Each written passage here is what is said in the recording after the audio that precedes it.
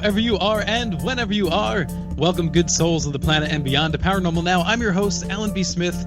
Join us as we traverse the cosmic highway of paranormal portals and tantalizing turnoffs. Tonight's guest is Joe LaValley, who will discuss what he calls the Great Gathering of 2012, an alien gathering, and what that actually means today. In fact, Joe is the perfect guest for Paranormal Now because just as I try to cover the gamut of paranormal and ufological topics, Joe touches on all of them, and it all wraps up together into a paranormal burrito of fun.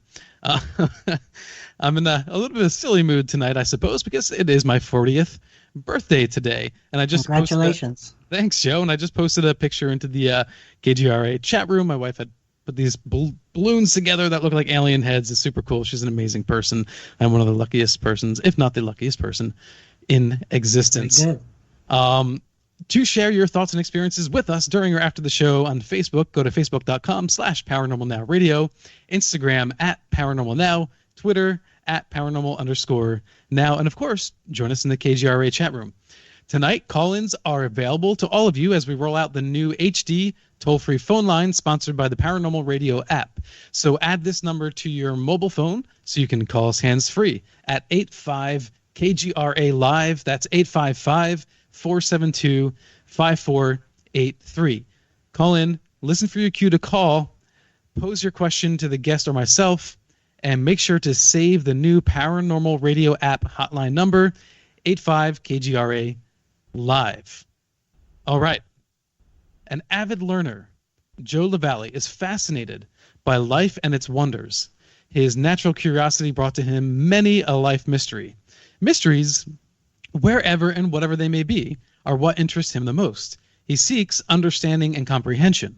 Like any other Renaissance man, Joe LaValley wears many hats. In his case, some of those are activist, inventor, newsman, researcher, patriot, personal growth coach, videographer, and visionary. Note that he does not claim amateur astronomer. He says, I don't own a telescope, don't have an interest in earthbound stargazing, or hanging out with astronomers, professional or otherwise. I don't share their views or interests, end quote. All right, so for 5 decades now, from about age 12, Joe's subjects of real interest were anything mysterious, anomalous, or unusual. Bigfoot and thus cryptozoology, ghosts and the paranormal, space travel, UFOs, E.T.s, ancient civilizations, mythology, consciousness, psychic ability, spirituality, and more were all on the table. Joe has taught levitation classes in Sacramento, California, and produced several very unique public events in the Sacramento area. He says, I really enjoy the creative act of designing events that support people's growth in consciousness, end quote. As a truth seeker and speaker, Joe is outspoken. A gift of his is getting to the root of things. Joe is the ladle, spirit. The intent behind it is stirring the pot. And we certainly stir the pot a bit on Paranormal Now every week. And Joe says this assures that issues and ideas can be brought to the surface and addressed. And that's what we want to do. So, Joe, welcome to Paranormal Now. Thank you, Alan. I appreciate it. Yeah, so like I said earlier, you cover the gamut of everything we talk about here on the show. That's great. And yeah, and you don't hold back, which I appreciate. So I'd really like to get first an introduction about how you got interested in the paranormal in the first place. Well, I was a very young kid. I was in, maybe 7th grade or so, 6th grade, and I was ordering all these science fiction books from the book club at school. Anything Ripley's Believe It or Not, anything strange and weird. You had all these really neat books that you could order for very cheap back in those days, and so I bought a lot of them, and I read everything I could. So between that stuff, the anomalous stuff, ghosts and just weird events that have happened throughout the world that I read about, I really got enthused about the whole thing. And ever since that time, so since I was around, 7 to 12 years old, I've been really into the whole subjects that you guys talk about here. Right. But why can, other than just a curiosity, why go so deeply into it? Well, I go deep into any subject that I'm interested in. I don't like the superficial. I don't get very far with that. So, I like to look at things from every possible angle and think and feel about what's true, what's best, what I can take in and use for my own personal growth. Let's say if we're talking about a religion or a philosophy. I didn't pick, any particular religion or philosophy to run my life by, but I pulled parts from all kinds of them as I was growing up and learning about them. And which parts interest you the most? Well, I have to say, superhuman powers are very interesting to me, Mm-hmm. and cryptozoology is very interesting to me also. I'm curious, were you ever into comics when you were growing up? I actually wasn't. I had a best friend who was, so I kind of got whatever I got about comics through him. But I didn't catch on to that myself. No, I was into science fiction books, Mm-hmm. though, and I read a lot of those. And that helped my imagination with the ability to see possibilities in life that many people who don't read science fiction books and don't get exposed to the myriad ideas, the vast, larger ideas that get brought up in these things. That's kind of a part of what sets me, apart from other people, is I'm really open to possibility, and I don't have the blinders on that scientists do, for instance. Well, wouldn't some scientists argue that that's what they do? They research possibilities? Yeah, but they do it under a rigid, narrow guidelines that they can't really normally go outside of these boundaries, or they get castigated and they don't get printed. Their work doesn't get printed or talked about. So, there's just different levels of investigation. Okay, and I'm not closed to any. I'm open to science, but I don't worship science. So in a way, you're saying there's a certain freedom by not being an official scientist. Yes, absolutely. Yeah. And I went to college for a while, but I found that I was beyond what they were teaching. So I just couldn't get hip with that. I had to keep on with what I was doing and keep my own researching going. So I'm self-taught. Well, when I was growing up, I wasn't big into comics, but I did, like you, have friends that were. I would occasionally go into a store, maybe buy a magazine, and then that's it. But I loved listening to the stories. I loved when my friends shared all the stories and mythologies built into their favorite characters, whether it be Spider-Man or the Fantastic. Oh yeah, I do love superhero movies. I mean, that's one of my very favorite, things to do, because I've researched for years superhuman abilities as they've shown up throughout the centuries or millennia. And one of the things that really woke me up about that whole thing was Autobiography of a Yogi. Yes. Because he talks about that a lot, about the yogi's abilities, the siddhas, I think they're called, or yeah. Right. So I'm a big fan of M. Night Shyamalan's 3-part series, particularly beginning with Unbreakable. I'm sure you're familiar with this. I love that. Yeah, that was a great movie. A brilliant movie. There's something in us that resonates with, that the idea that some of us have some. We listen. Yeah. Can I say, we are miraculous beings, okay? We are divine. We're made up of the divine. There's nothing around us or in the cosmos that's not made up of the divine, okay? So we are divine sparks, but we are conscious divine sparks in a way that we recognize. But as we, like I just said, I studied this stuff, so I can tell you there's a lot of people through history. Bruno Gröning, the miracle healer of Germany. Most people don't hear about him because the powers that be don't want you to hear about him, but look him up on YouTube. He's got a great long 5-hour documentary about him from just after the Second World War. This guy's phenomenal, okay? But he's not the only one. There's been plenty of people who have demonstrated that we can accomplish all sorts of things. That's why when you talked about, my first class one of the classes that I taught was about levitation, is because when I was doing my research on extraordinary people, there was so very many examples through history of people who have levitated and or flown by the seat of their consciousness. Okay, that evidence is really overwhelming, and it's just that our media does not, and the vested interest behind it, the globalists, do not want us to realize our divinity and that we are creators and not victims of life. Well, I always thought, okay, so we'll get more into the levitation thing in a second, on what you're teaching. But I've always thought that, because I've read about monks and heard reports of monks that could levitate, particularly Buddhist monks. Sure. I've always thought that in a way, even though they want the rest of humanity to become enlightened and to go that path, it reminds me of the mutants in X-Men. Whereas if you tell someone, if you let the world know that you can do this, yes, just like an alien landing on the planet, there are a lot of people that are going to want to get you behind closed doors and do their experiments.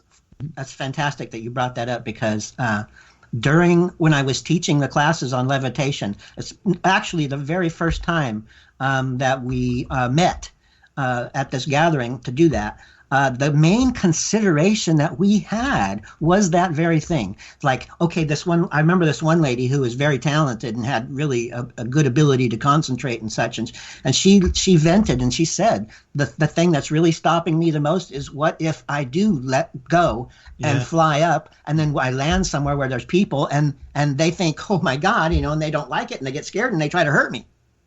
Yeah. The best dreams I've ever had were the ones where I could fly.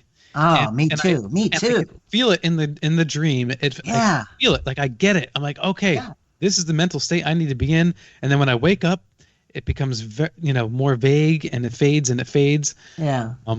But it feels so not just real, but as if I really am capable. Well, because you know what, we are spiritual beings having a physical existence. So the spiritual side of us knows completely that we can do that. Over there, we can do that. We don't have the physical thickness, that's going to get hurt or anything. Over there, you can't really get hurt on the spirit side. So, we fly there. It's natural. That is interesting you said that, too, because I have had the dream where I could fly, and then I would forget how to do it, and I would start falling. Yeah. And see, that's doubt creeping in. Right. So Jesus didn't have any doubt, and Yogananda, that's he had a doubt for a while, but eventually, you have to stop having doubts, because listen, why would you have doubts about what you have around you if you knew you were the creator of your life experience?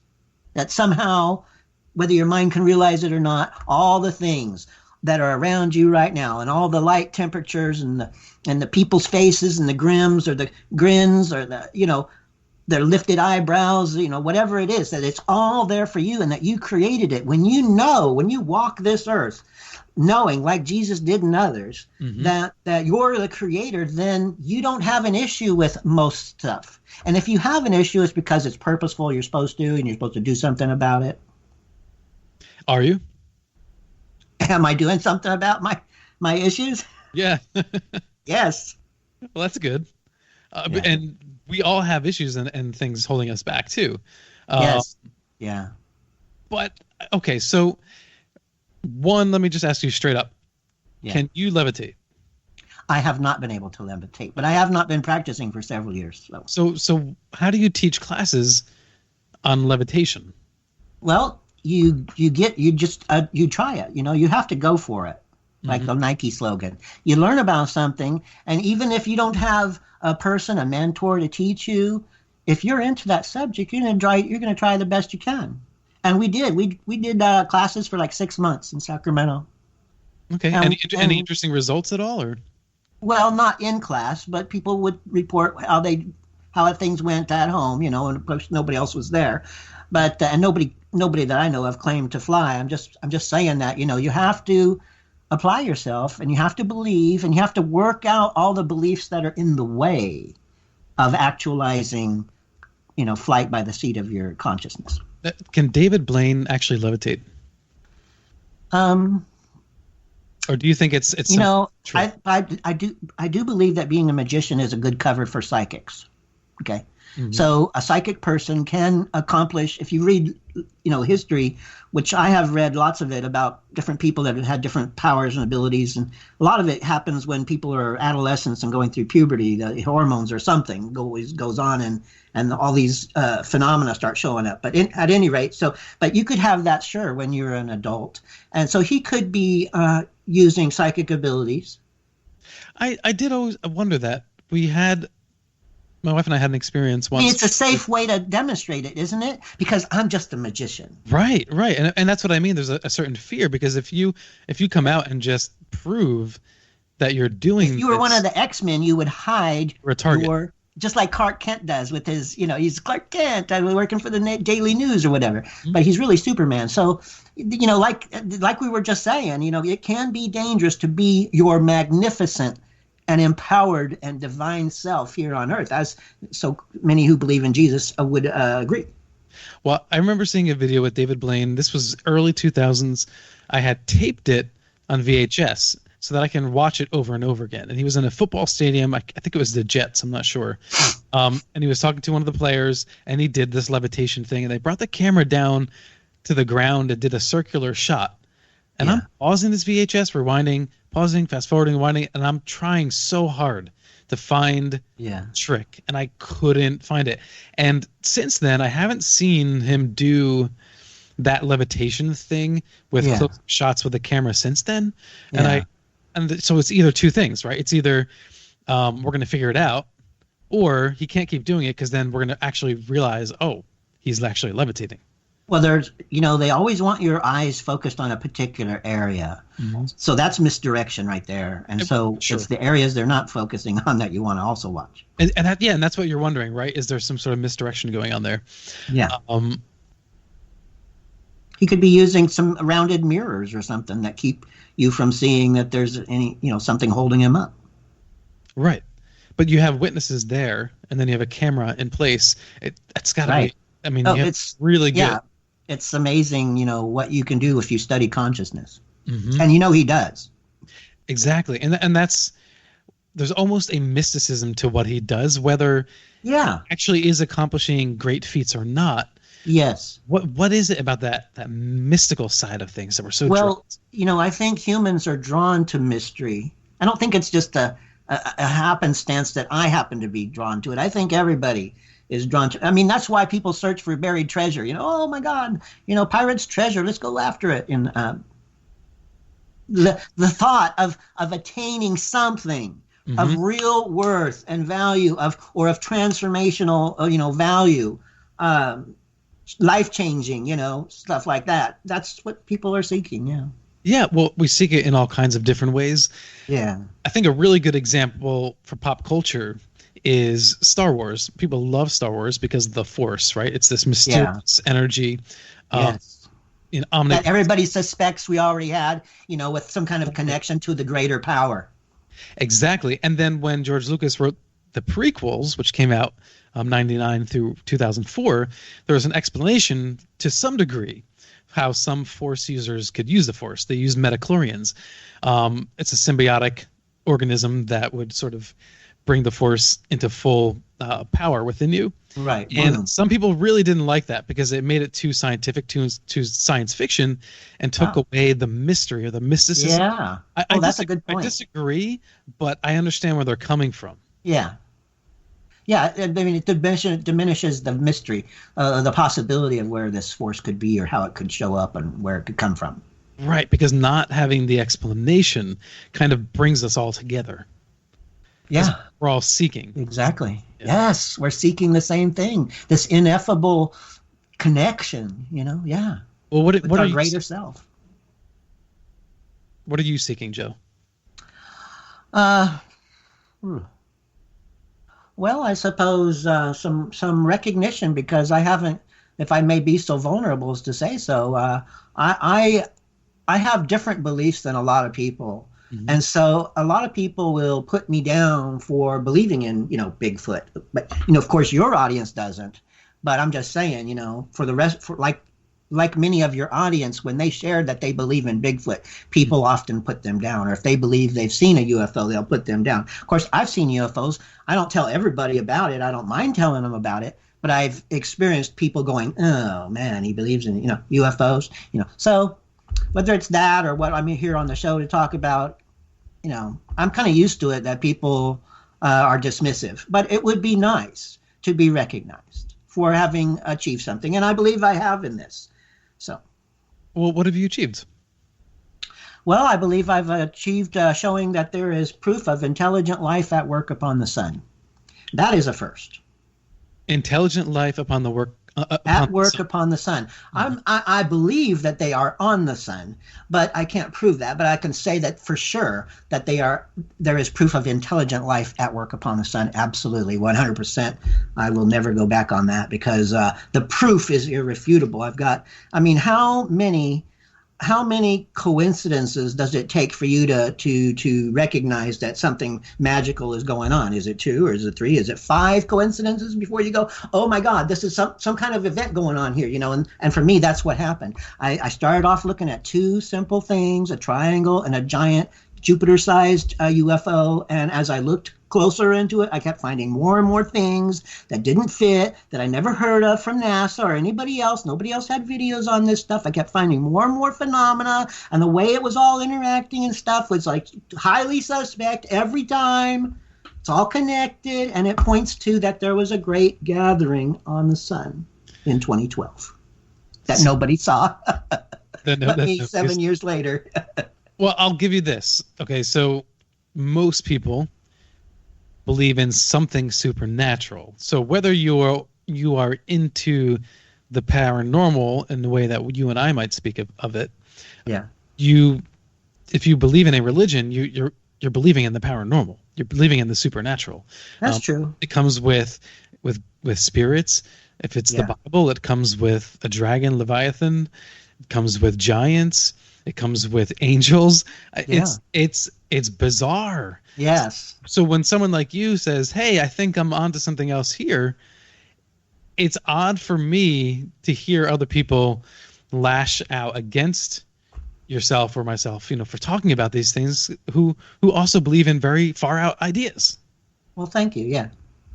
And I'm glad that, that you're not, holding back, because maybe we'll find some nugget of truth in your explorations. I want to say that my personal positions, my thoughts about what things are and all that, that's clearly debatable. But the phenomena itself is, even if you take me out of it and just if some astronomer was to find this information and look it over and go, oh my God, we've never seen this phenomena before, that he's pointing out. So that's kind of another aspect of the whole thing, because you can take me out or not, and talk about my, points of view about what I think this stuff is. But either way, you're going to have to talk about all this new phenomena that I found, that astronomers will go, oh, we never saw that before. And, since when are we seeing geometry on the sun? Never. Okay. Well, okay. It's never been seen. Let's put it into perspective. This may give you some hope. Archaeology for the longest time was very, very conservative about the timelines, about how old civilizations have been. And really in the past 5 to 10 years, they've been willing to open up a little bit more, and they're getting closer and closer to the forbidden archaeologists. Yes. Michael Cremo and Graham Hancock. And so maybe in regard to what you're researching, scientists will maybe notice but not come out quite yet and give themselves some time. But Joe, I'm going to hold it right there because we're coming up to the first break. Okay. When we get back, I would like to ask you about, have you had any experience with Bigfoot? And of course, this gathering of supposed E.T.s on the sun. This is Alan B. Smith with Paranormal Now. My guest is Joe LaValley. This is going to be a fascinating, fun, fast-paced show tonight. I'll see you on the other side.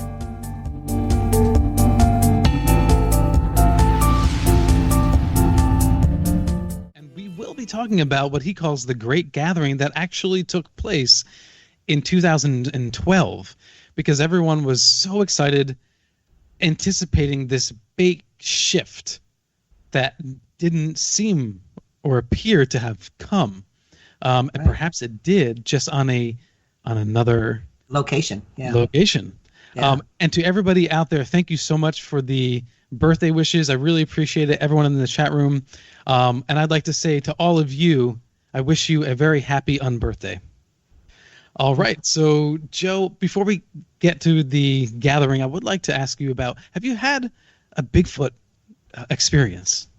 Not a physical one, but I had a girlfriend for a while, and we did some psychic, because she was a psychic. We did some psychic research on connecting with the Bigfoot, and we had one that we called Sage Bigfoot, and we did talk with them and find out more about his species and what their beliefs were and how they, operated and all that, which was very interesting. Have you had any cryptid encounters? Boy. Cryptid encounters, not that I know of, but I have seen a UFO with my best friend when I was 18 years old, so quite a while ago now. But there was 3 of them. They moved very slowly.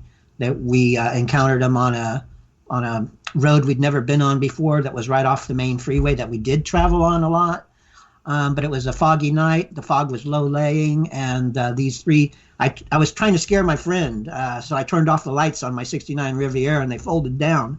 And when I did that, my friend noticed in the distance some lights that were in the sky. Because he could see above the fog. It was low lying, but he could see through, if he looked up at all. Anyway, he could see them, and they changed course when I did that, and they started coming. And I didn't think too much of it, but he kept watching them, and they kept getting closer, and one of them got within a quarter mile, and it put down a light beam into the field, but we didn't know it was in the field because we'd never been there before. Mm-hmm. We found out later it was cows.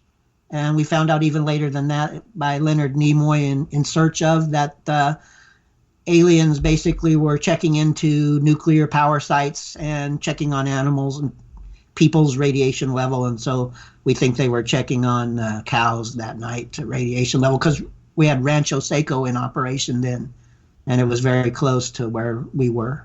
Isn't it interesting how so many reports regard an interaction between the witness and the UFO, flashing lights, stopping or moving a car, and they respond.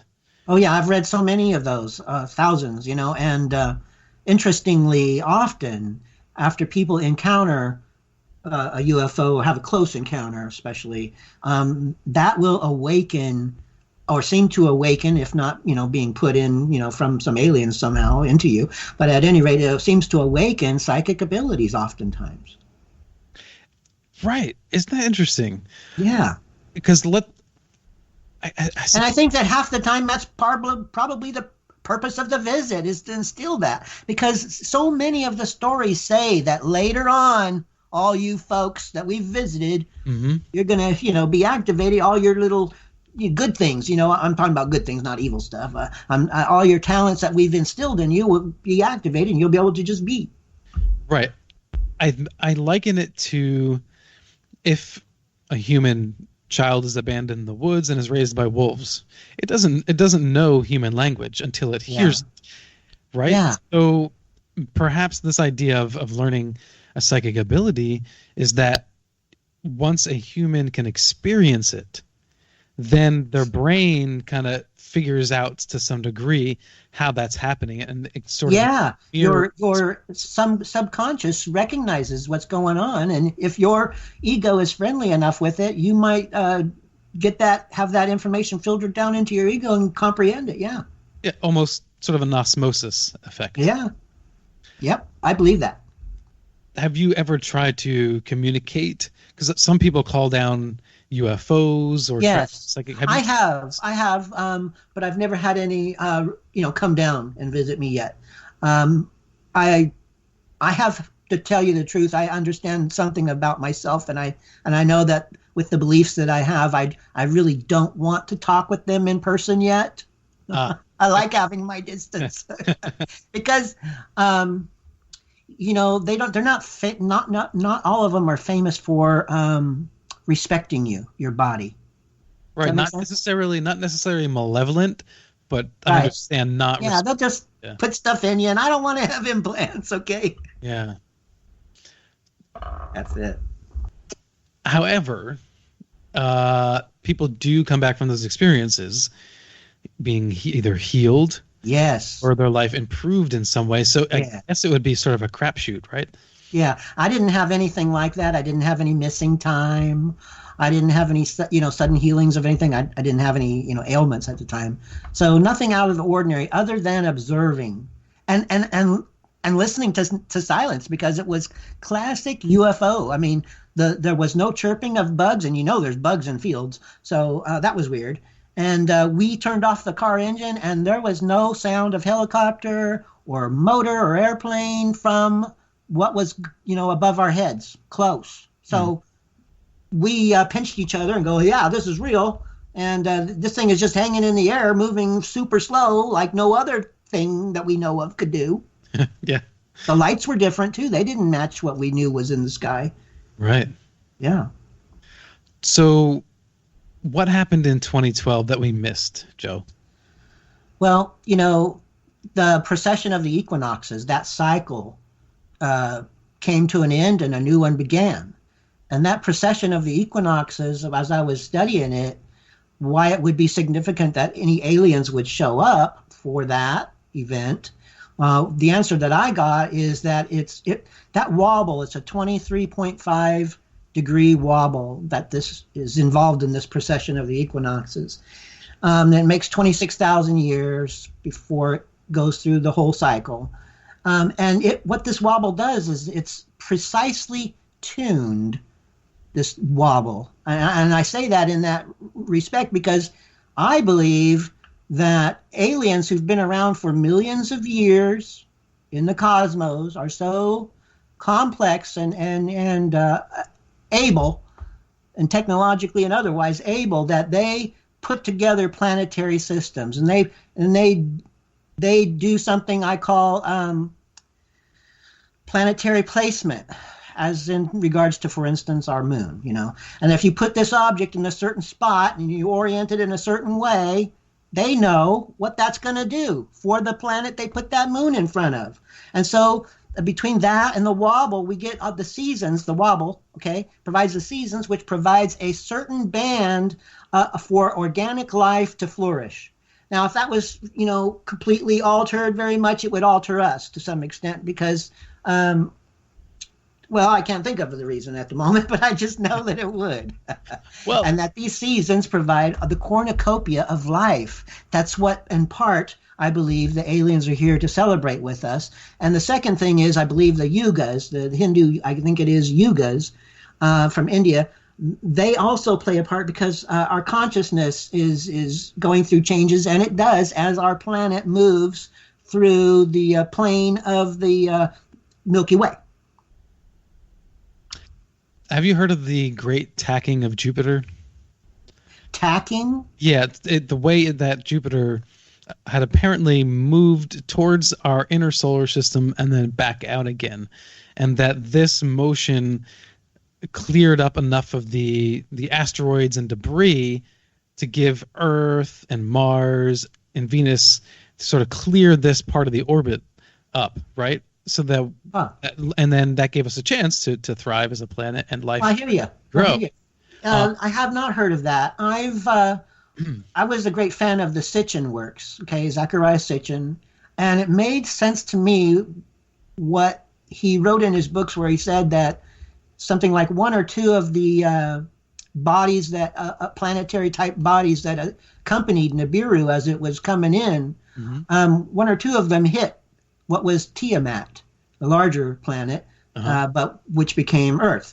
The first one supposedly smashed it, kind of shattered it, and then the second planetoid or whatever it was that was with Nibiru, when it hit it, it made the asteroid belt, because it just knocked part of the Earth completely off, like about 2/5 of the Earth was knocked off, and that's that spot where it happened. That's the Pacific Ocean, and that's the Rim of Fire. That's the healing, the still molten, wound of the Earth from when that happened. That's what I subscribe to. That fits for me. Well, these E.T.s that would interfere and be solar system planetary builders or shifters, Yeah. they could do those sort of things, right? Yes. To make an orbit of a planet or the conditions right Yes. or For life. for life, but Especially if they view Earth as a experimental place, where they can plant things and people and types of people and civilizations, because there's millions of them out in the universe. They can come here and instill any kind of language or civilization from any other part of the cosmos they want, and I'm sure they have. what are the odds, though, that it's just a numbers game and that there are just so many solar systems out there with all of these conditions? Well, I think my answer to that is that if see, I have it that there's purpose in everything. I do not believe in accidents, and I don't believe that God has accidents. So I don't think there's an accidental universe where things just happen to happen. Okay, happen to occur. No, there's a purpose and a perfection for everything that happens, and God knows what those things are, and we can learn to divine them ourselves also, to whatever degree of humans can. See, I've always subscribed more to I don't believe in a monotheistic God in the traditional sense, but I'm more in line with like deists, where it's the clockmaker scenario, where there's an intention, all of the pieces are put in place, and then the universe just goes, and then that's it. And then whatever happens is a root. Well, from what you said, it sounds like there's rules set, parameters set, and then it lets the dice roll. Yeah, I mean, I can get that. Okay, so these E.T.s, then, if they're doing this sort of experimental planet building, that might explain certain things that we now explain as seeding of planets. So cephalopods, different DNA than us. Mushrooms, very different DNA than the rest of other plants and animals on the planet. Yeah, that sort of explain that. It sounds like it's a petri dish down here. I mean, it makes perfect sense that a ET races would plant psychoactive plants on the Earth as a way for humankind, for instance, let alone deer or whatever that eat some of these mushrooms or whatever, a way for us to connect with the higher realms that make up this one. I mean, if I was an ET, I would do that. I would plant that on another planet if it didn't have any already. Chances are it would, but I mean, I would definitely bring stuff like that to civilizations, because beings need avenues for growth. And yes, God provides them, in my view anyway, God provides lots of those. Psychoactives just being one family of that. You can also fast until you have, altered consciousness. But the altered states are the point. And, you bring in new information through altered states. So you must be familiar with the work of Terence McKenna. Yes. Okay. Have you used psychedelics ever, and to try to make some? I have used salvia to great benefit. It helped me immensely to make my first epic video called, it's on the subject of artificial ascension, and it's I can tell you about that in a second, but the actual name of the video is Ankh Revelations. And basically, it's about what I call the Egyptian power trio of instruments that aliens used to alter the torus field of a human, for instance, or other beings. But at any rate, here it was humans, and bring their consciousness, let's say, up to the 5th dimensional level, where you're aware of your spiritual self, what we would call our spirit self, or higher self, and as well as our physical self. And that is a big advantage when you have that kind of access to your inner senses, your inner eyesight, your inner hearing, and all that stuff. It can be beneficial if you're here in this 3-dimensional world and able to access it, like some of those gurus, yogis, and masters have. And you think that these E.T.s would have done this purposefully? Absolutely. Which is to say, you think that, what gives you the inclination that they have any sense of a higher divinity? Well, my personal belief and understanding is that the whole purpose of life is to grow in love. and one's ability to comprehend love and to express love and to choose love. Mm-hmm. So that's pretty much my answer. But these E.T.s, you don't really know what they are, though, right? I think they're all learning about love in their own way, in their own, it might be really weird way because, there's so many different planets and possible, E.T. consciousnesses, but I think they're all learning lessons about love. And that's how I hold it. So if you learn lessons about love, you understand love, you want to pass that on. Yes. Well, sure. Well, if you don't nurture your children, then your population doesn't survive. So you have to learn, and nurturing is one of those attributes of love. So, yeah, go ahead. Do you think that it's inevitable that all self-aware, conscious human beings will tend towards love, or do you think that there could be sentient beings that are whatever the opposite of that might be? Okay, yes, I believe that there are plenty of beings, I don't think they're, in the majority, but I think there are a good representation of beings who represent what most people would call evil, or the yin and the yang. If you just put it in the yin and the yang perspective, okay, that both the yin and the yang have a little bit of the opposite within them, okay, and there's a purpose for evil and suffering and all that stuff. So the purpose of that is that it forces people to make choices. Am I going to join it, or am I going to reject it and join in with love and its attributes? So for me, that's what everything kind of comes down to is, you get tempted to be something other than love, and you have to, maybe accept it for a while and go with it and go, oh my God, this is a bad thing. I got to get out of it, so you do. But you have to work really hard. I mean, I've met gang members who did that very thing. They were as evil could be, kicking their pregnant, girlfriend down the stairs just literally to kill the baby. Not necessarily her, but at any rate. And then this person turned his life around and completely was the opposite by the time I met him. So that was, so he came around to love, and we all do. That's the purpose of life, coming around to love. How did everyone get it so wrong on 2012? Well, I think, the media, we had that movie 2012 is pretty influential.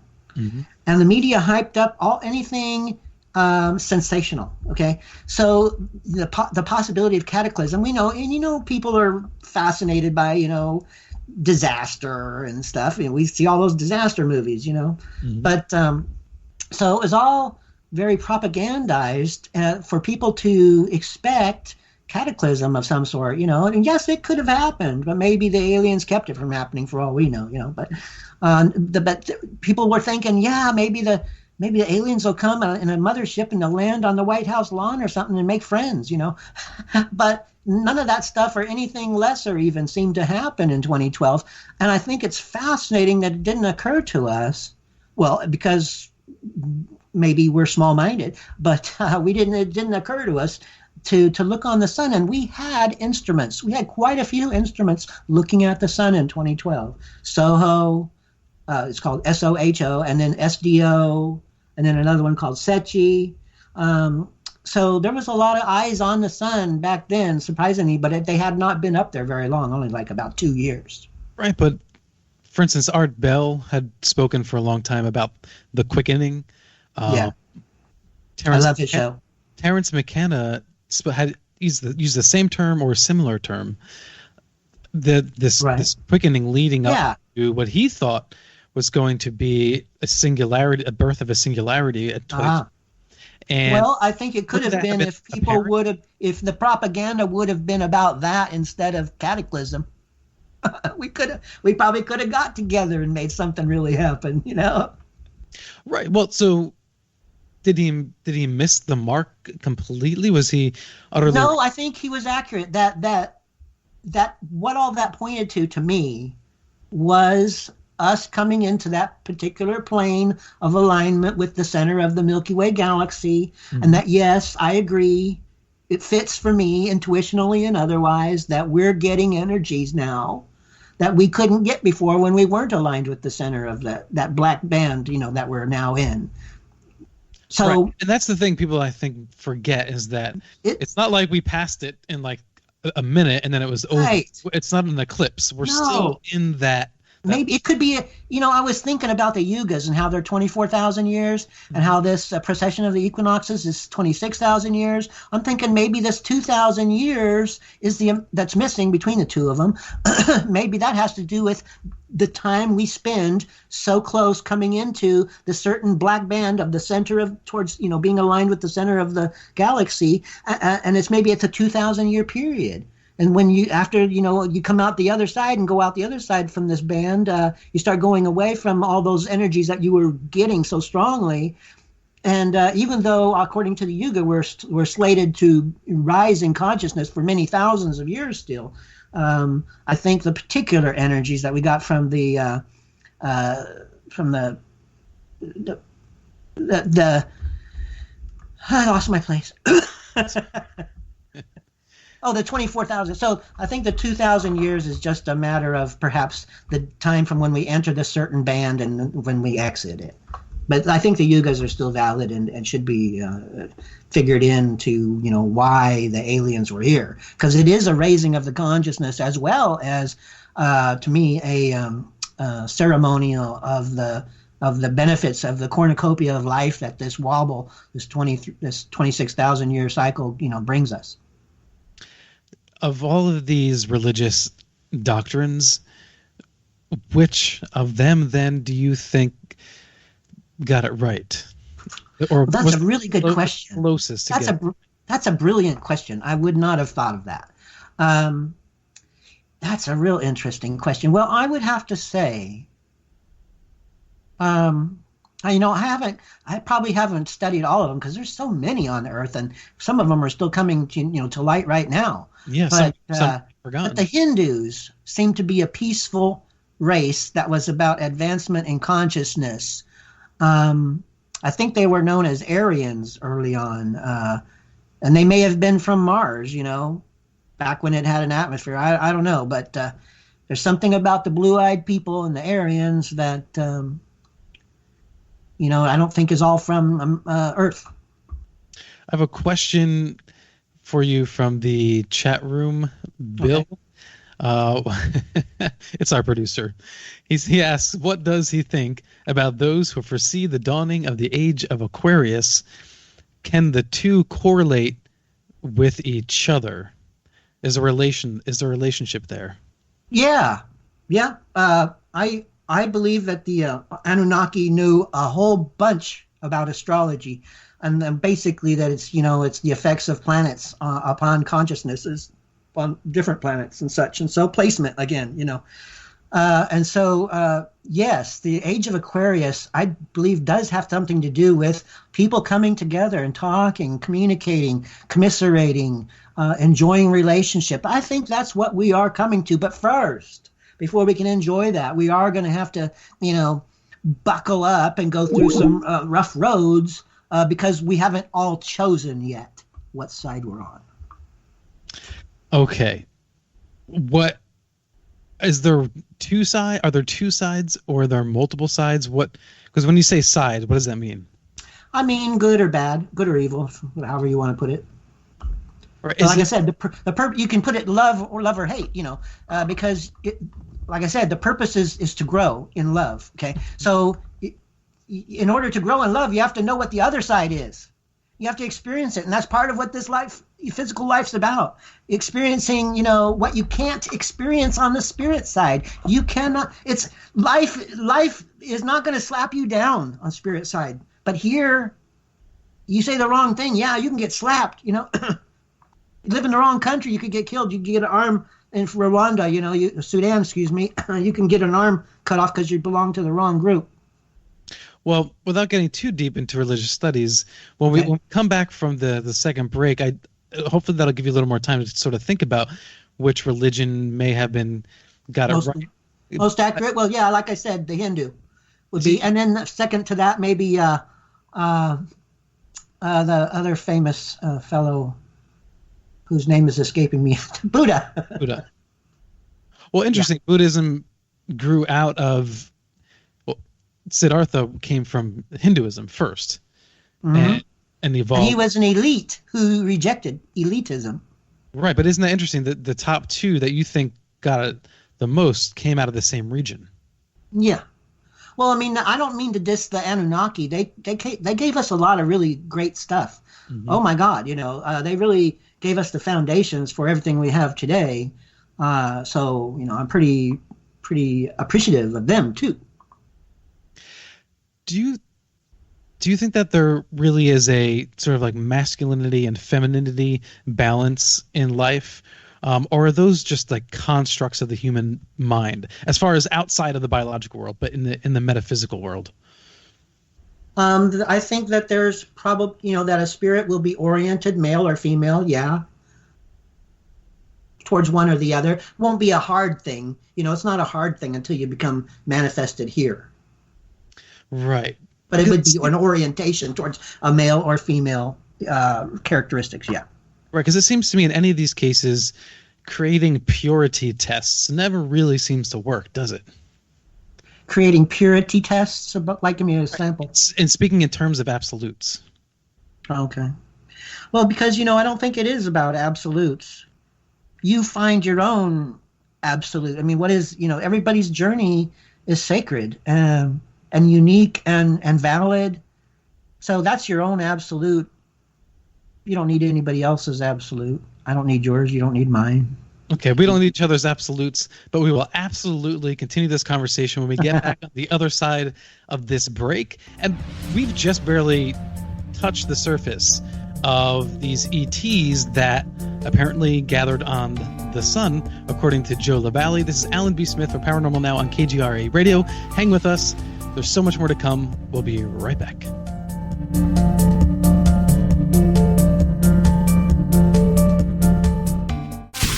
You listen to us, and we listen to you.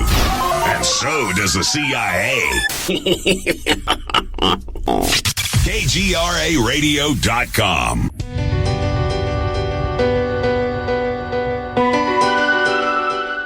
Welcome back to Paranormal Now. This is Alan B. Smith, and you are listening to the KGRA Radio, your official contact for the best in alternative talk radio. My guest is Joe LaValley, and for those who are just curious about that really good music that you've been hearing tonight, that is by Septembrio with a Y, septembrio.com. You can go and check out all of their music. Really great people. And for those of you who are aware or are not aware, I've started a new series called Coffee and UFOs on YouTube. These are short-form chats. It's the sister program to Paranormal Now. And the name of the channel on YouTube is called Paranormal Pop. So you can check out the series of videos. We've already got 7, and the 8th one is going up either tonight or tomorrow. And we'll just keep on rolling because I'm really enjoying it. It's fun. It's face-to-face conversation and a little bit more chillaxed. Let's just say. But the thing is, with YouTube, I can't get a URL name until I can reach 100 subscribers. So since I haven't been doing anything with this YouTube channel, really, I don't have the subscribers. So if you like Paranormal Pop and if you like the Coffee and UFOs videos, please like and subscribe to the Paranormal Pop channel so I can get to that 100 mark. And, well, that's the tier of my aspirations right now in life. So if you can help out, if you like the program, I would really, really appreciate that. Okay, so coming back from the break, we have so much more to talk about with Joe. I want to first, Joe, before we continue on with who these E.T.s are and what they were doing on the sun in 2012, I have a question from Blue Orb in the chat room. And that is, who were the Aryans, and do they predate the Yugas? Oh, interesting question on the second half especially. I don't know if they predate the Yugas. I think the whole thing about the Yugas, it's oriented towards Earth, right? But I'm sure this goes on all kinds of other planets, that kind of thing about, the consciousness and cycles and wobbles of a planet like ours, with the 23.5. So I don't think it's unique to Earth. And I think it's all, it's just when you're an alien who's been around for so many eons, you know how to grow consciousness on planets. Mm-hmm. And you do it through little increments, right? You got to plant the seed. You got to nurture it and, give it improvements. Give it little food like knowledge every now and then. See what it does. Well, I think that's believable. How probable, I don't know. But just look at Hubble and how many galaxies it can see, and how many stars are in each galaxy, and how many planets are in each of those. I mean, just like you said earlier, just statistically by the numbers, you're going to have, millions of civilizations. Well, if there are similarities in consciousness, you don't have to be a human to be That's curious. True. Just Could look be at a jellyfish, yeah. Well, right, but look at mammals, right? Mammals dolphins. in general are a curious species, no matter how intelligent on the scale you are. Yeah. So I would imagine that any other species that has intelligence would be curious, and when you're curious, you experiment. That's part of what makes you grow. Curiosity, right. Yeah. Mm-hmm. You build things, you see what happens, you test things. I think that's perfectly believable. Okay, so in a little bit, as we go, you will have the opportunity tonight to call in and ask your questions of Joe. So the HD phone lines, sponsored by the Paranormal Radio app, is 85-KGRA live. That's 855-472-5483.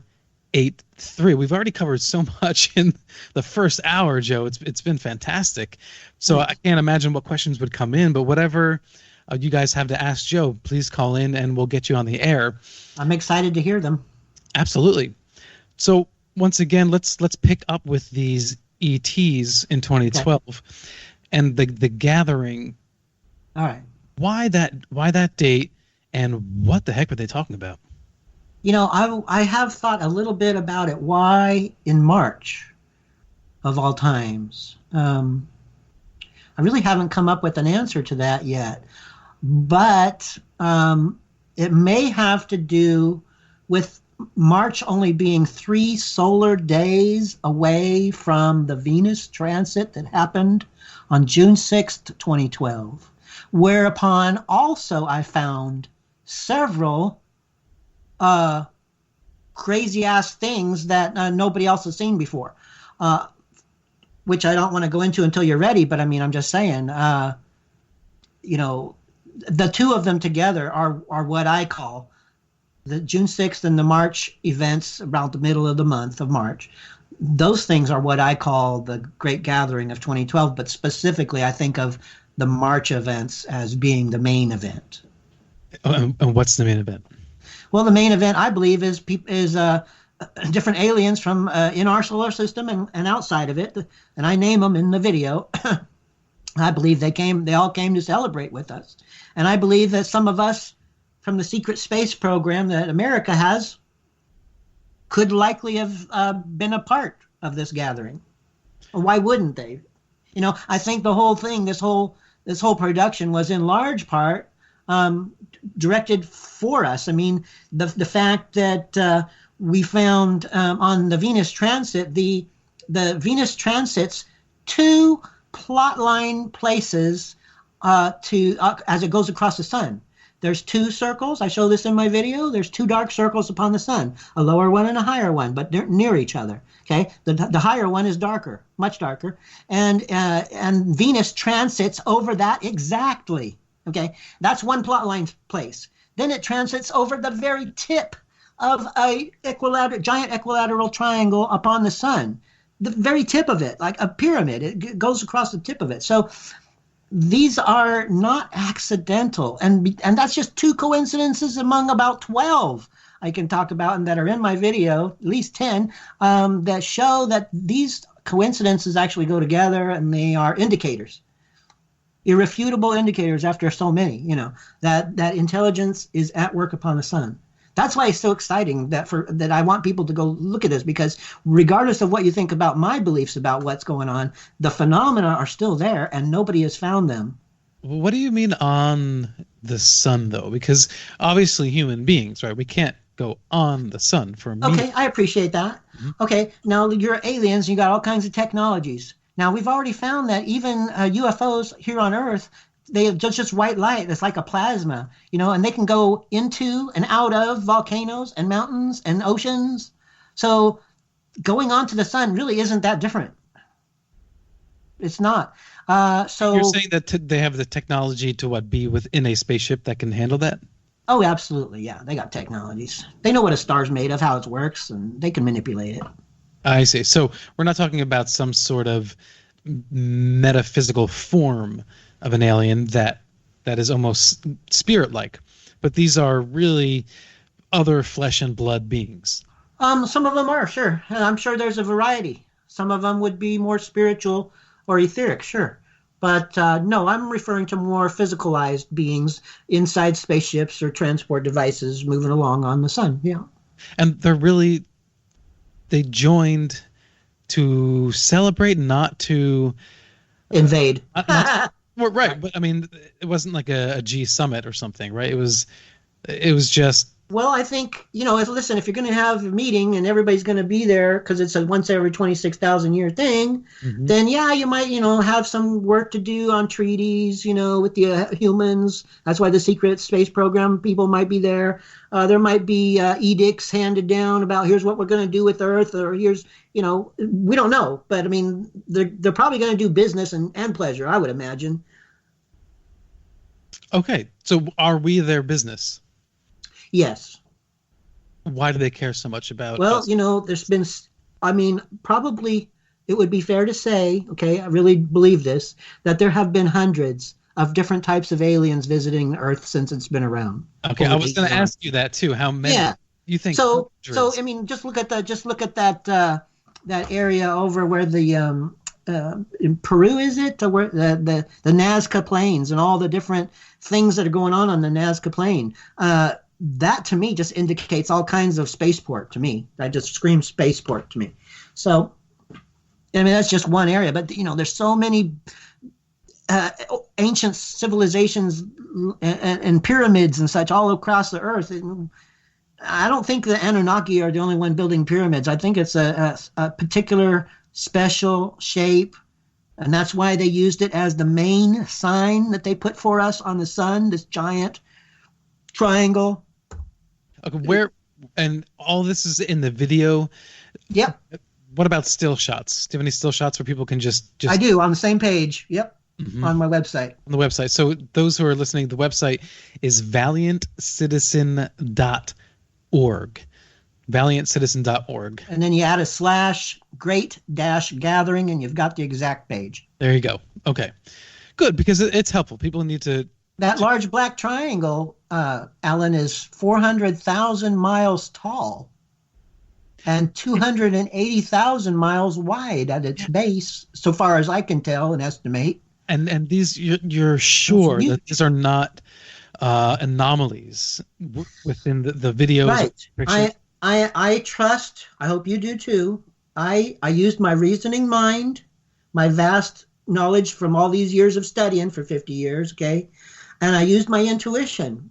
And I am convinced that this is what I'm saying, generally speaking, not necessarily every specific, but generally speaking, is true.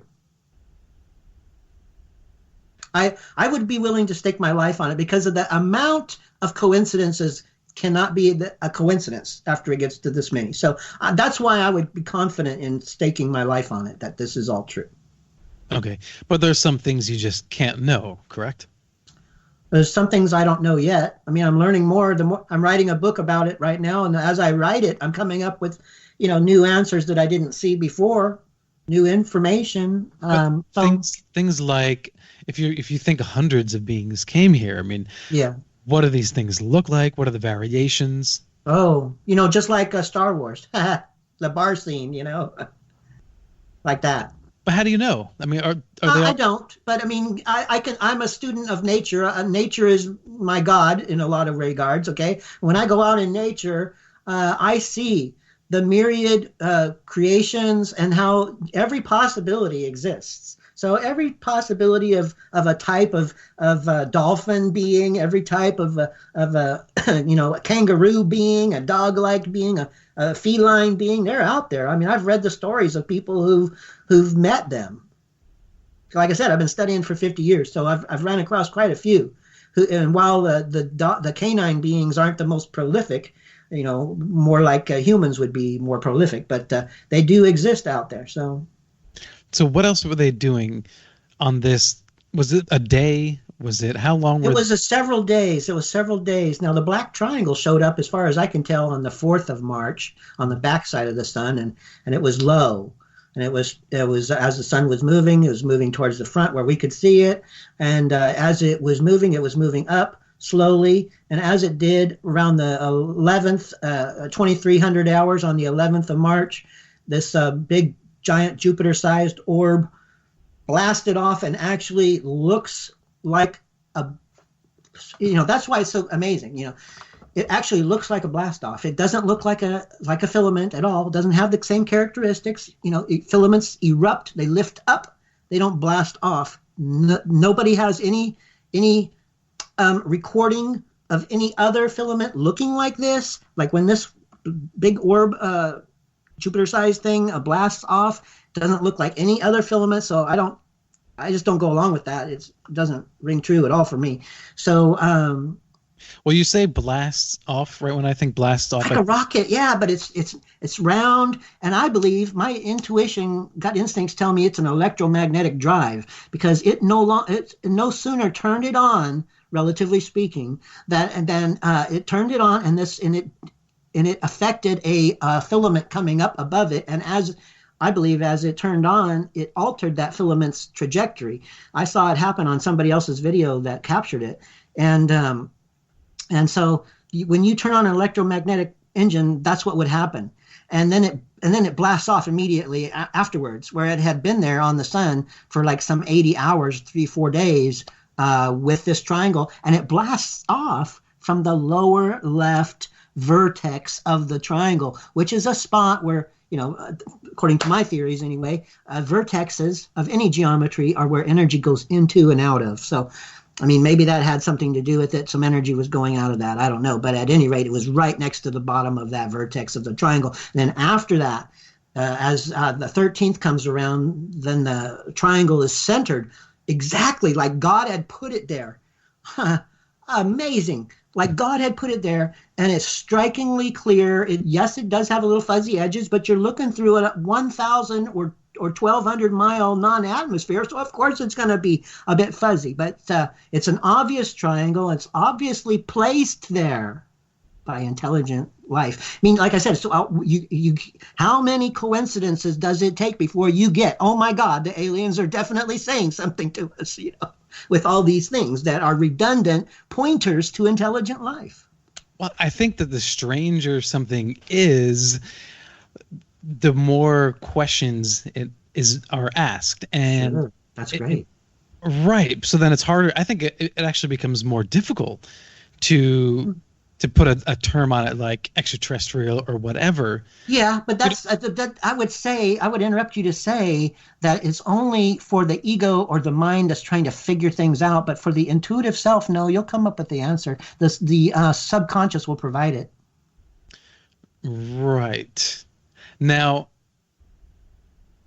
if they're concerned about humans, these E.T.s, they've come in 2012 to watch the turning of the tides, if you will, and hope for, I guess, our spiritual awakening. Mm-hmm. Are there other beings that on Earth that they're actually concerned for or care for in that regard? I'm glad you brought that up, because I had forgotten. Yeah, I believe in the hollow earth, and that there are other beings down there, and that Admiral Byrd ran into him, for instance. So, I believe that those people who are very advanced, much more than us, would be going over there to the Great Gathering also. And there's not just them, I believe there are several, if not many, alien races in the Earth. So, intraterrestrial. So you just took the show to a whole new level, bringing up the hollow Earth theory. Yeah, that's. I'm not a flat earther. Oh, okay, good.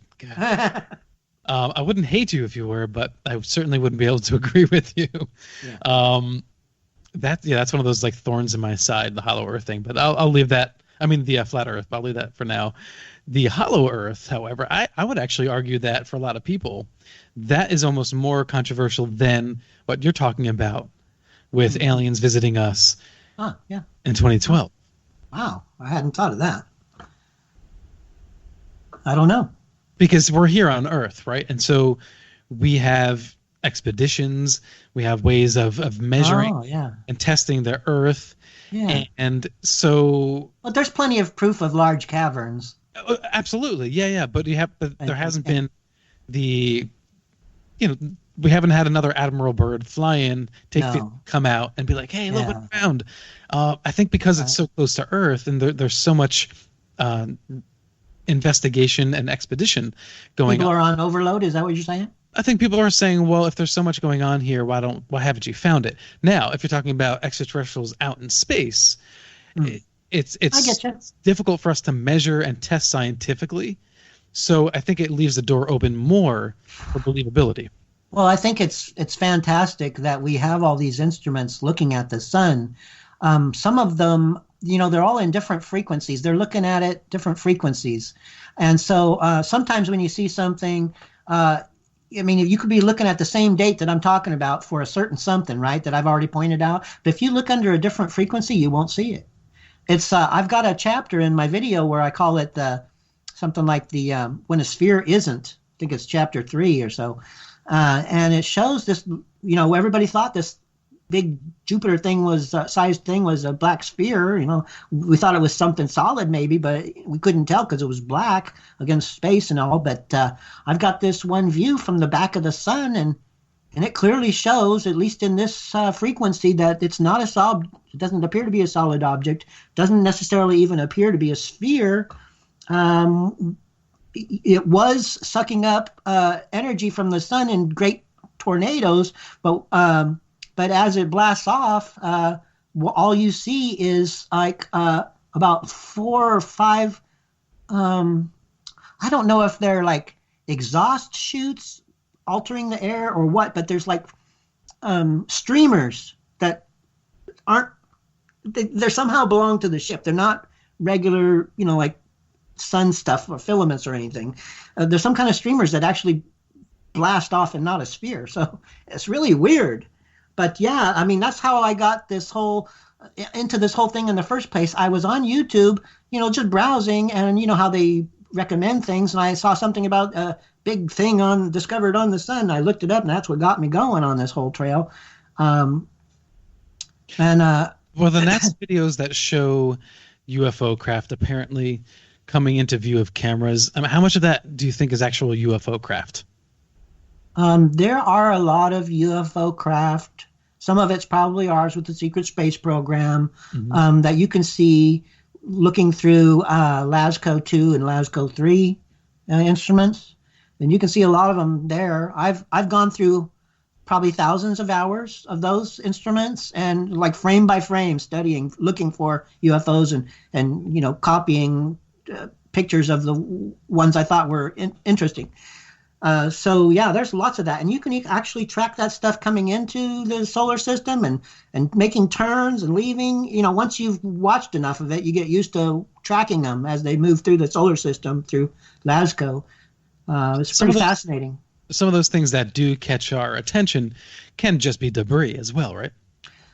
No, the actual Todd Waring or John Waring of. This guy, he's a famous UFO, semi-famous UFO guy. Scott Waring, that's his name, Scott Waring. And he captured a really clear image of a UFO. I don't recall the date that he says it showed up at, but it was just recently shown, to the public, pointed out. And that was a very clear picture, and it's clearly a UFO. And I found many. And that's the clearest one I've seen that he had. Okay, so now we're officially going to open up the phone lines. The Paranormal Radio app phone line number is 85KGRA live. That's 855-472-5483. So call in. We'll get you on the air to ask your questions of Joe.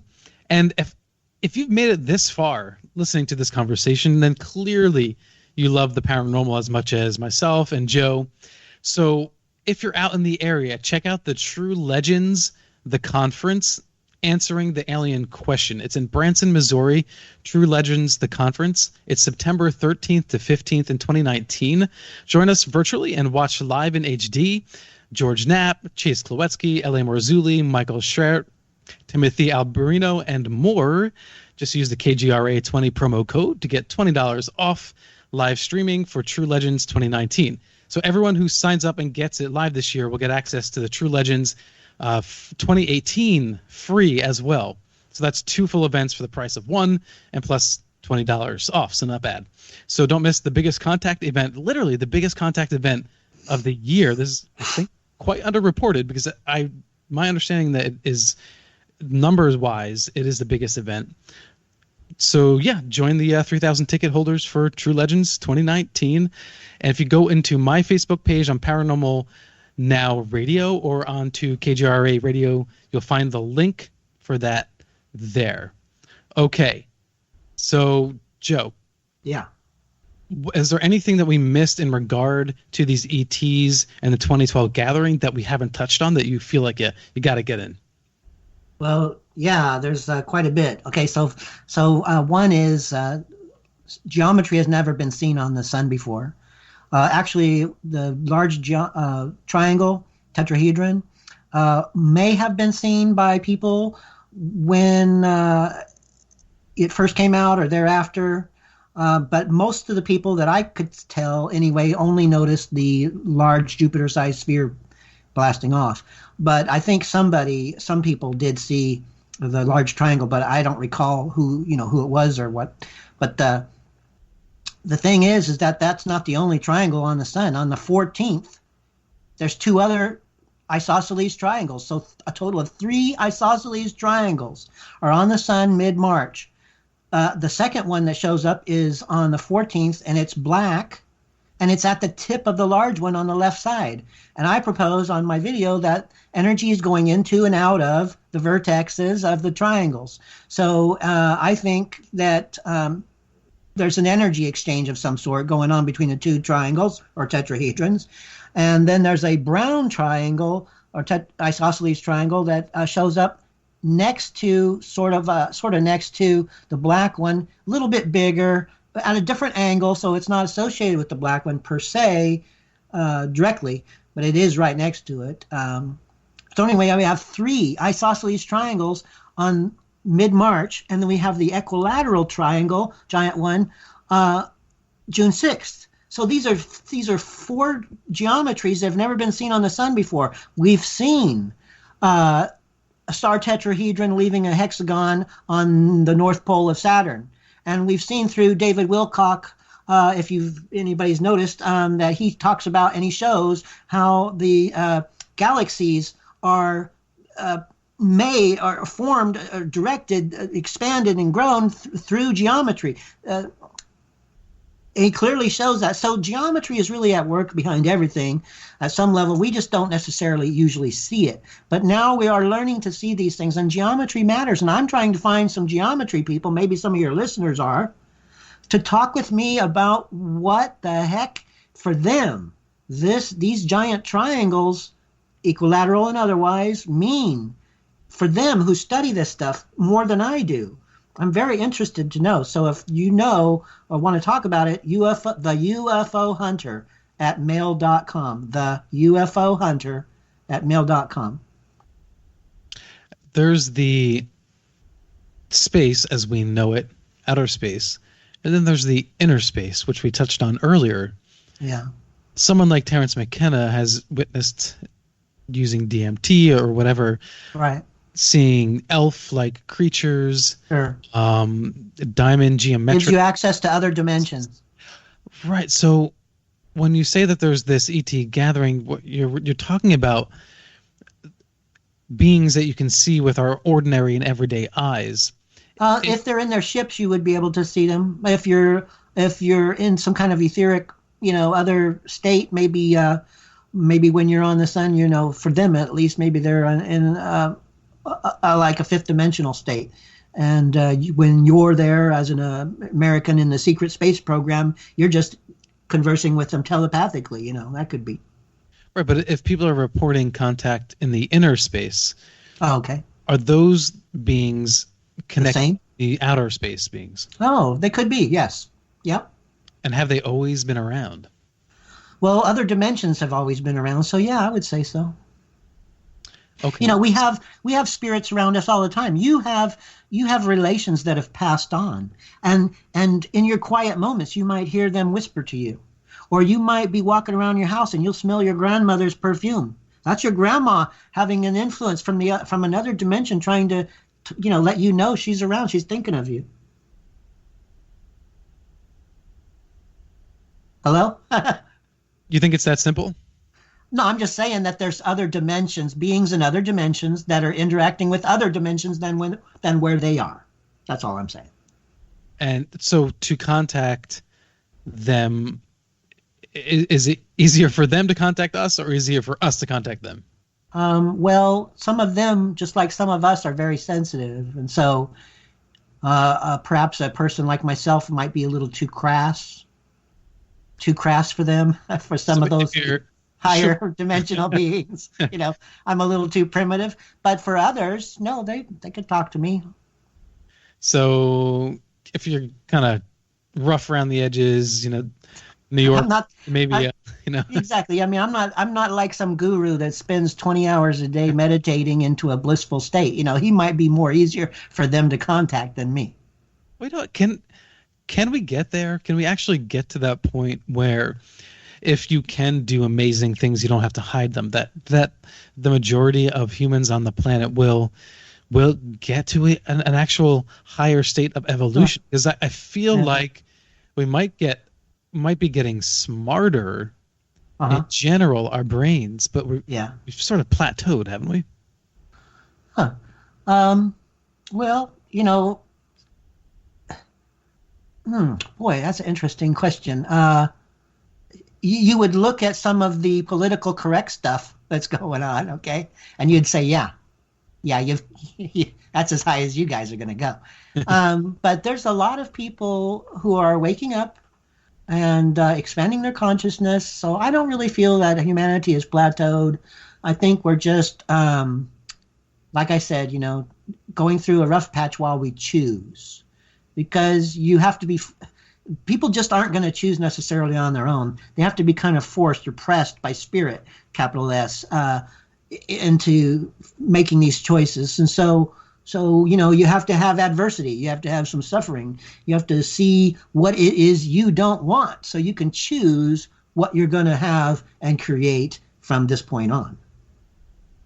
So it's all about choice, isn't it? I think so.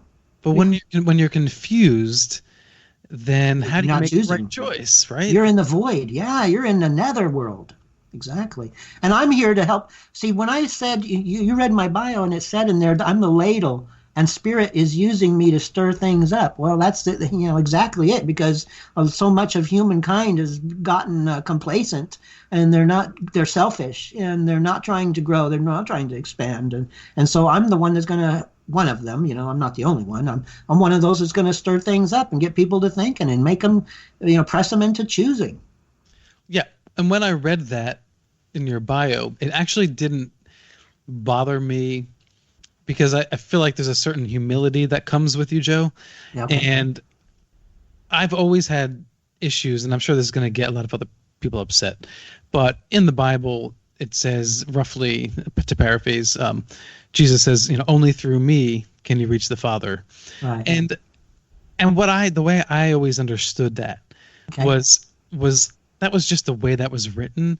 And what he was saying is the way I live. Yeah, exactly. Thank you. As an example, only through that way of living can you reach the heavenly state. Yeah. And unfortunately for Dogma. Now, you notice that he wasn't afraid to stir the things up either, by the way. Exactly. And so that's kind of how I read what you were saying, is that you're not the answer. You're just saying, I'm trying to show you a path. Yeah, just sharing my view. And I think Buddha was saying the same thing as Jesus. He was sharing his enlightened views, and that's kind of all any of us have to give to anybody else. I mean, when we try to help somebody, we try to share, hey, here's a nice view about how you can hold this certain thing that happened. I mean, for me, when somebody passes away, I like to help people to understand that they're not really fully gone. They're just physically gone. But you can still talk to them, and if you listen, you can hear them back. Mm-hmm. They're watching over your life. They're there with you when you're having wins or losses and you're depressed or you're in joy. People are there, your loved ones, your ancestors, and others. Do these extraterrestrials have any part in that? They may be, let's just say... They could pose as an ancestor, yeah. But let's just say that they seeded the planet or didn't seed the planet. Either way. Okay. Whether they were the gardeners of this earth, of genetic manipulation, or not. Okay. And they're observing us. Can they help us? Do they have any intention of helping human beings evolve spiritually? Oh yeah, I think that's a major part of what they're around for. Sure. Well, how do they do? What do they do? Because we. Well, they bring forth ideas. For instance, there's a couple of spots in my video that I left in that are really hard for anybody to really see. Okay. And I left them in because it's the ideas, okay? It's the ideas I'm bringing forth that are even perhaps more important, because if you can wrap your head around the idea of that aliens are able to construct objects through plasma and sacred geometry upon the sun, and that these different points in the geometries perhaps could be locations for spaceships to land coming from another place. I call them vertex nets in the vertexes of, let's say, a triangle, for instance. Another ship comes in to that star, and you see in my video that one of them does. A big orb comes into a certain position on the sun in what I believe is a vertex point. Yeah. And as it does, these other two huge Neptune-sized objects that are linked, and they move in sync, counter to the sun's rotation. They're the only thing on the sun that does this, mm-hmm. and they only do it when this other big black thing comes into the spot near them. And I think they were making room for it. So, yeah. So, yes. Yep. Yep. All right. So, Joe, we've got our first caller for you. Okay. Ronald from Minnesota, you're on the air. Hey, Alan, how you doing? And happy birthday to you. Hey, thanks, brother. Thanks for calling in. And I have a question for maybe you and Joe. Sure. Well, first of all, working on the sun. I'm not sure what you mean by that. I don't think that you could be surviving inside a gas ball. But then again, like you were saying something about technology, we just don't know for sure. Mm-hmm. There might be some ways that we could design it, but of course they're not telling us the whole truth, right? So I think that's also the same way with the craft that I've never seen one, but people have witnessed UFOs. They witnessed strange aliens, different things like that. Now, the other question I have along with that question is, do you think that we were seated here as a human race? In other words, we're not really human, we're actually alien, but we've been here for so long that we teach everyone that we're from here, we were born here. Of course, most of our generation has been born on planet Earth, but the race or the species itself, where did that come from? What do you think, Joe? Are we aliens? I believe we are part aliens, and that the Anunnaki did make us from some version of a Cro-Magnon, for instance, or Neanderthal, and that they altered the genetics and put their own in there, and that's where Homo sapien came in, and that's why there's no links to evolutionary links between us and the previous ones. It's very different. Homo sapien is very different. So yeah. We're part, and then that's not even saying anything about the blue-eyed people or the RF negative blood types. That's all alien stuff too. Wow. And then I'm also looking into the giant theory, not the football team or the baseball team, but the actual giants. Yeah. I was looking up an article that New York Times did. Everybody hates New York Times because of the recent, journalism they've been doing so far, but or recently rather. But they had an article in the New York Times about giants discovered in Wisconsin, which is right next to where I'm living, almost, a few hours away, and they found these giants, a family or a group of giants that were, the shortest one was 7.5 feet tall, and then the tallest one was like 10 feet tall. They had skeletons that they found that were complete. And so where did they go? Where did they come from? Smithsonian is hiding all of that stuff. They're right. We need to take the Smithsonian back. If I could start a movement, I would. I may still at a future date, but we need to take the Smithsonian back because they're hiding all sorts of stuff from us. Hey, Joe, I've got an idea for you. Start a Facebook page, raid Smithsonian. Raid the Smithsonian. Naruto style. And then the thing is about the giants, not a whole lot of people talk about that anymore. Nobody even writes about it. Nobody talks about it. Yeah, the media is controlled, and they're not going to let that topic out because it's really a rabbit hole. Once you start going in, and you can find a lot of giants. There's a lot of evidence for them. I've read thousands of stories, not just stories. I mean, true accounts of people meeting them and stuff. And so, so for me, they're definitely there now. Just think about it. You got all these different planets out there. Yeah. You got different gravitational forces, different other kinds of factors like food and minerals and different things that can affect beings under different circumstances. So why is it so hard for us to imagine that people from other planets could be giants, 35 feet tall? Because on their planet, yes, that's what you would absolutely grow. And just like here, there's just certain like phi, the number PHI, it grows things on the planet, but it'll only grow trees only so big, and it'll only grow because it's this planet, it's tailored to this planet. So giants would come from other worlds. They come and visit here. Some of them stay.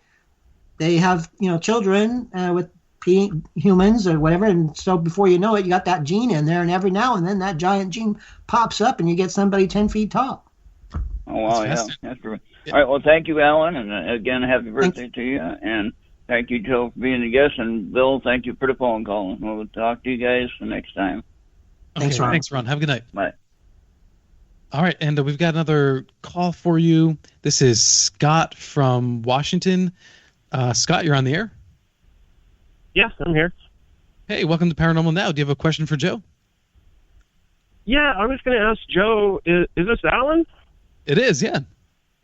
Hey, great show tonight. I've been listening. I'm at work right now. And anyways, I just wanted to make it real quick. I wanted to ask if you guys are talking about the UFOs that are circling the sun, and I was curious to get his take, or if he was talking about the UFO that was rather large, maybe the Jupiter one, where it looks like it's siphoning off energy from the sun. It looks like a top almost. I was wondering if I could get his input on that.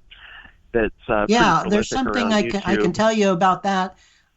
Additionally, that I have not mentioned yet, and it is the same one. But that Jupiter-sized I don't know what to call it, spaceship, I guess. It actually seems to be connected with another same size but circle upon the large black triangle on the sun. This large whitish circle develops, and it's the same size as the Jupiter sphere. And I find it fascinating because it comes into being about 24 hours before the sphere blasts off, and it dissipates within 24 hours after it's blasted off. So they seem to be connected. And like I said earlier, the UFO itself was at the lower left portion of that large triangle a couple days earlier. And to me, that just screams, again, connection. So I think somehow maybe hyperdimensional physics might be involved in why this large circle develops on the triangle. It seems to be affirming the the presence and the realness of that Jupiter-sized sphere. Okay. And Scott, did you have another question? Well, yeah, well, I wanted to know if you put out sweaters back in like the mid '90s that said alien implants on them. No. Because I bought some sweaters back in the '90s, and it had a picture of an alien implant. And no, it's not when me. I tried to look for them again, I went to UFOhunter.org and couldn't find the site. Somebody else. It's not so me. I don't know. Okay. Wait, well, anyways, great answer, and thanks, guys. Keep it up. I appreciate it. Thank you. Wait, Thanks for Scott, enjoying it. Scott, were these sweaters what did they look like? Oh, we lost Scott. Okay. Well, I'm really curious now because I'm gonna have to go online and Google these sweaters. So Joe, you're not familiar with those, are you? No. Okay. Do you have any merchandise or anything of your own that you sell that he might No. No. I do have one more thing, especially I'd like to mention about that happened on it's around the 14th of March that I haven't spoken about yet. Sure, go ahead. Well, it's something I call the blue wisp because it's not very definite. It's not very. It doesn't look solid. Okay, it's blue. When you watch the video, it comes in from outside the sun, and it seems to make a right turn. For it, it's a right turn. For us, it's a left as we watch it, and it comes in and it stops short right in front of what I call Mercury spheres, but really they may be some sort of other form spaceship that were circling up at the top of the sun on the left side for days, and they only got up so high. These weird, like little, they look about the size of Mercury. That's why I call them Mercury spheres. They're like, I don't know, they might be some kind of like storms, but they travel horizontally across the sun. That's something new we haven't really noticed before, and they seem to be doing it inside filaments. So that's very interesting. I show that on the video. I call it the highway on hell because you can see these. It looks like transport devices of some sort, but they're Mercury spheres that are going in through the filaments and traveling horizontally across the sun, which I don't think anybody's found anything that does that before because the sun is roiling and boiling, and most of its motion is vertical. Not as much horizontal, and these things are traveling hundreds of thousands of miles across the sun horizontally. So, but anyway, this thing comes in, the blue wisp comes in, and it stops short in front of this whirling mass of different little black dots that could, like I said, like Mercury-sized spheres of blackness on the sun. And when it stops short, it forms a little button nose, like a Rudolph nose. And as soon as it does that, you don't see something come out, but it's like an air gun blows off these Mercury spheres into it from a, astronomers would call it a filament, but it blasts them right off the surface of the sun. And they've been whirling around for days before that, not getting anywhere. And this thing comes in and points right at them, and it shoots this thing that I guess is invisible, and it blasts them right off the surface of the sun. It's fascinating. Blew me away when I saw it. I mean, because it's not a natural phenomena. Right, this Joe, thing just comes in and forms a dense, mass, and it's just short of these Mercury spheres. And as soon as it does that, these things get blown off the sun. I think of it like a fireworks display after the Great Gathering. Everybody's getting ready to leave. Let's see a big fireworks display, and that's what it was. There's something kind of ironic about a fireworks display right in front of the sun. Yeah.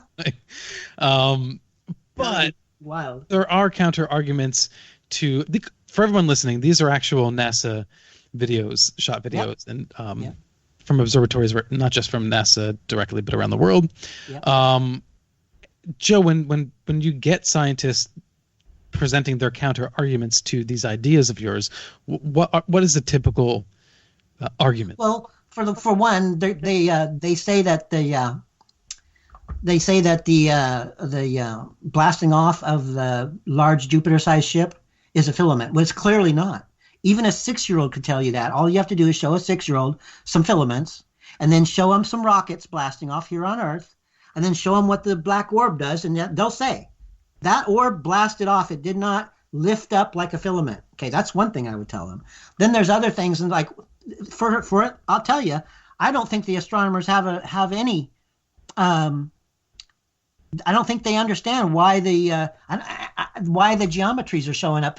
The four triangles, and I think they'll just say, "Oh, that's nothing. It's not real. It's not, they can't admit it because they've got these belief blinders on that can't admit. I mean, I was talking to an actual amateur astronomer who watches the sun often, okay? And I showed him my early video of the big sphere blasting off, and he couldn't see that it was an obvious UFO. He kept thinking his rigid beliefs wouldn't let him recognize what it really was, and it's obvious what it is when you don't have those beliefs on.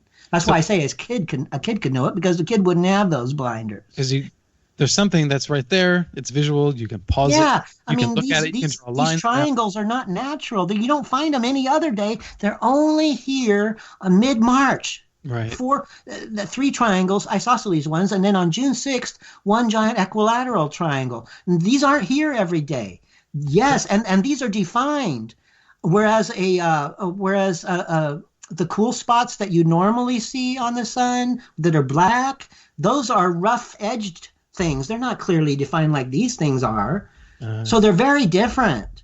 And it's really, really fascinating, Joe. I'm going to get this call in because the clock is ticking. So yeah. I've got Maria from Kentucky. Maria, you're on the air. How are you? Good evening and happy birthday, Alan. Thanks, Maria. Appreciate it. So what's your question for Joe? I have one. I want to know about SOHO satellite that they have. They do not seem to turn off the live feeds like they do the NASA live feeds whenever they see an odd object. Yeah, that's because they don't think you're going to see anything, and they don't think a lot of people are looking. Again, most people don't have the beliefs that will enable them to see stuff. Okay, I don't have the belief systems that a lot of astronomers do, for instance, or scientists. So I'm when I see something, I can look at it and cleanly without this obscuring belief system. Right. What was the other question, Maria?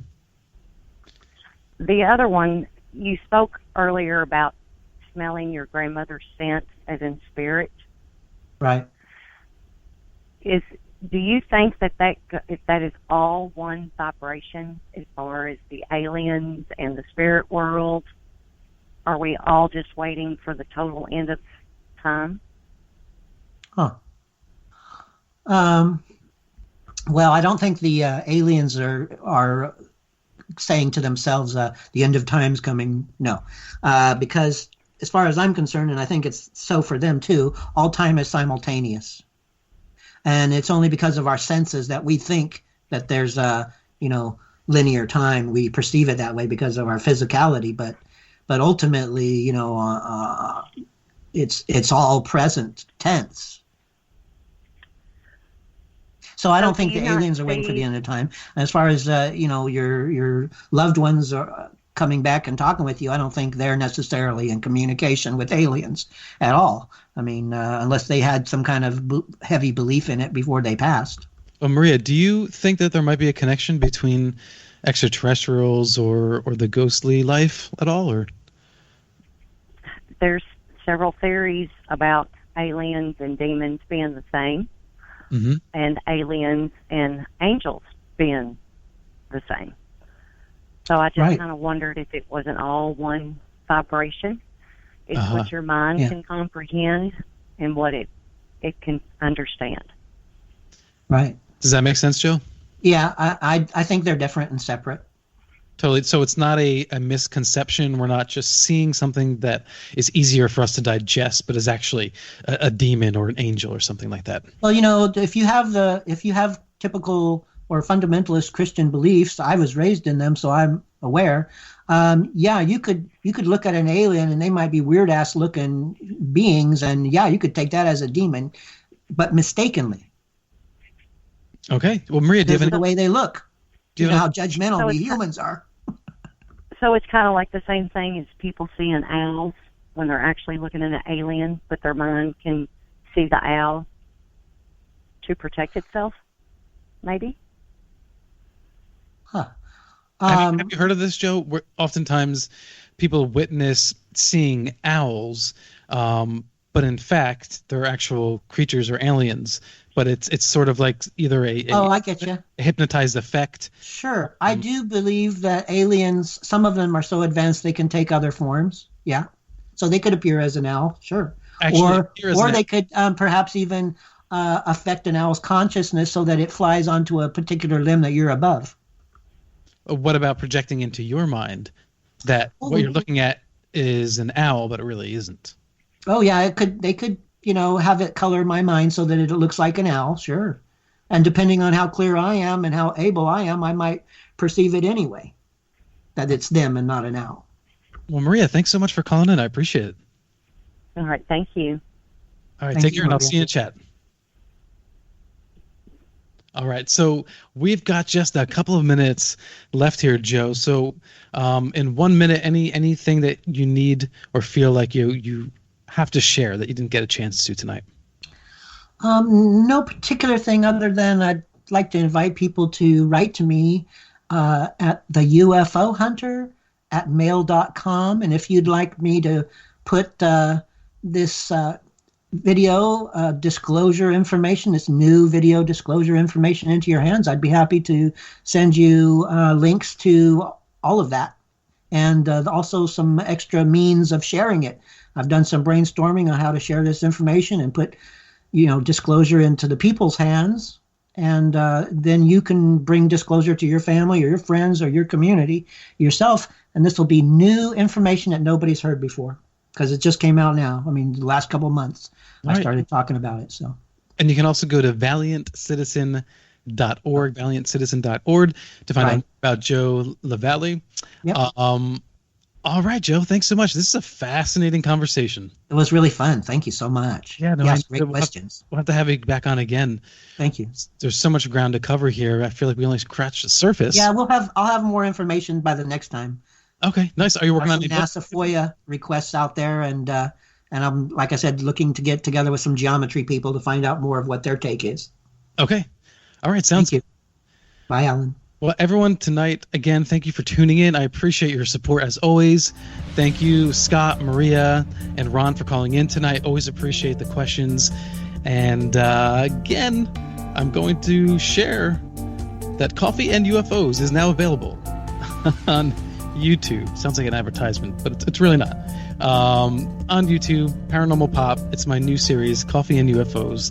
If you can go and support and like the channel, subscribe to the channel, that would be fantastic. I really appreciate it. I will. And you've been listening to Paranormal Now, broadcasting live on KGRA Radio, your official contact for the best in alternative talk radio. To find out more, you can go to kgrradio.com/paranormalnow, paranormalnow.net, and on social media, facebook.com/paranormalnow, or on Twitter at paranormal_now. Join us next week, Tuesday at 8 p.m. with our guest Michael Masters, who examines the premise that UFOs and aliens may simply be our distant human descendants. Stay tuned for Faded Black with Jimmy Church next, and special thanks to KGR producer Bill Skywatcher. And until next time, live in the mystery. Be well.